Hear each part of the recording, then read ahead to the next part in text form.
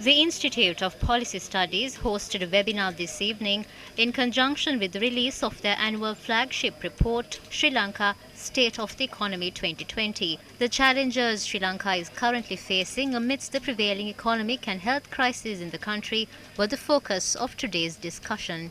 Number one priority, one that is discussed almost every day, is the country's public debt situation. And that is not something that crept up on us overnight.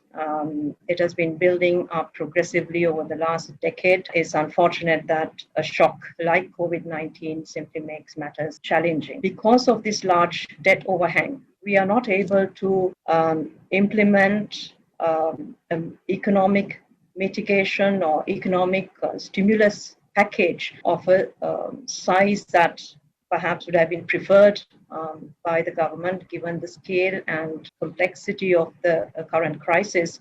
We have to look at the tax and spending policies to put our public finances in shape. Otherwise, we are not going to build back better, because each time a shock of this nature hits us, we are going to be, it's one step forward and two steps backwards. We have taken on debt that leaves us exposed to shocks for the next decade.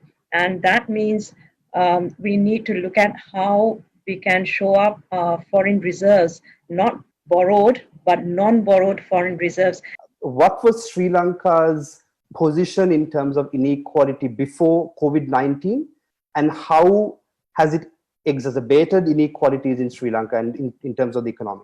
The inequality, I think, exacerbated quite a bit. As you very correctly said, the poor and the vulnerable are more affected by the pandemic. If you look at the response in Sri Lanka, it was 0.25% of GDP. But if you compare that with even low middle income countries like Vietnam, where the relief package was 3.6% of GDP, or even Indonesia, which has a 7% of GDP, and even upper middle income countries. Thailand had 9.6% of GDP.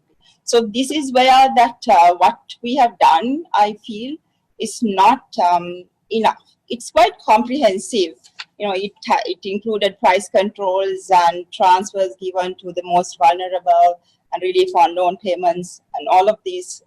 But what was lacking was the size of it. Now, what happens is, when it is not enough, people go to different types of coping mechanisms. They might run down their savings, or they might sell their assets.